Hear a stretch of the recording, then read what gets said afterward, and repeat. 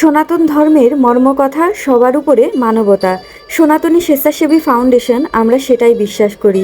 আর সেই বিশ্বাস করে আমাদের সাথে দেশের বা বিদেশের বিভিন্ন প্রান্ত থেকে যে সকল ভাইয়েরা স্বেচ্ছাসেবক হিসেবে বা তারা বিভিন্নভাবে মেধাশ্রম দিয়ে আমাদের সাথে কাজ করছেন, প্রত্যেককেই আমরা শ্রদ্ধা জানাই।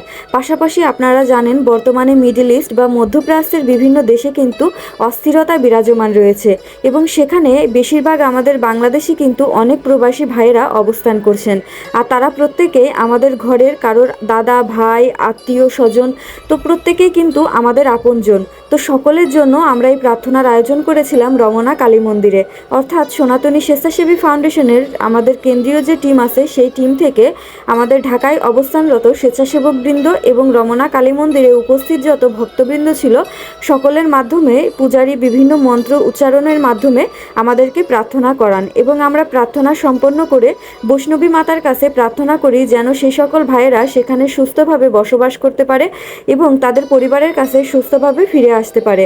আমরা চাই প্রতিটা সময় পৃথিবীর সকল প্রাণী, সকল মানুষ এবং সকলে সুস্থভাবে স্বাভাবিকভাবে জীবনযাপন করুক। কারোর দ্বারা বা কোনো দেশের দ্বারা কোনো মানুষের দ্বারা কেউ যেন ক্ষতিগ্রস্ত না হয়।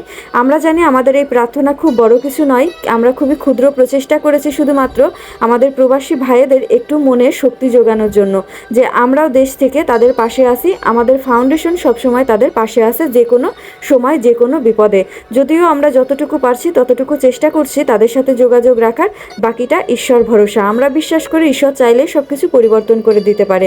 তো আমাদের প্রার্থনা সবার পরে প্রচণ্ড বৃষ্টি শুরু হয়ে গিয়েছিল, তারপরে অবশ্য আমরা সেটা সম্পন্ন করি।